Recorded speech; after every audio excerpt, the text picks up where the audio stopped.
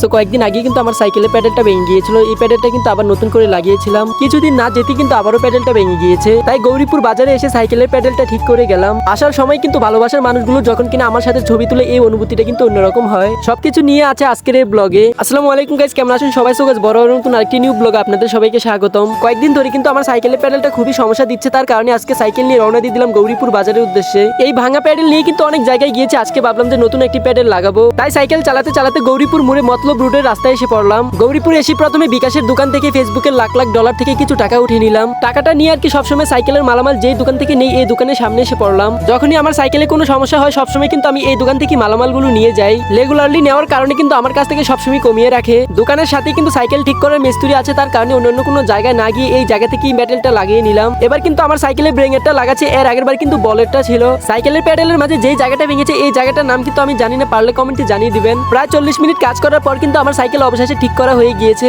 আপনারা সাইকেলের মালামাল নিতে চাইলে রাজাক সাইকেল স্টোর থেকে নিতে পারেন। আর যারা কিনা ভাবতেছেন এই ভিডিওটা কোনো স্পন্সর ভিডিও, আমার সাইকেলে জাস্ট নষ্ট হয়েছে তার কারণে ঠিক করে নিলাম। সাইকেলটা সমস্যা থাকার কারণে কিন্তু কোনো গ্রামে যাইনি, আজকের পর থেকে কিন্তু আপনাদের গ্রাম ভিডিও করে আসবো। আসার সময় আর কি মেন রাস্তার সাথে আমার একজন ভালোবাসার মানুষ পেয়ে গেলাম। আমার ভিডিও দেখার পর যখন কিনা ছবি তুলে নিয়ে যাই, এই অনুভূতিটা কিন্তু অন্যরকম হয়। যারা কিনা আমার ভালোবাসার মানুষ আছেন, আমার এই ইউটিউব চ্যানেলটা সবাই সাবস্ক্রাইব করে আসবেন। ভিডিওটি ভালো লাগলে লাইক কমেন্ট করে যাবেন। আসসালামু আলাইকুম।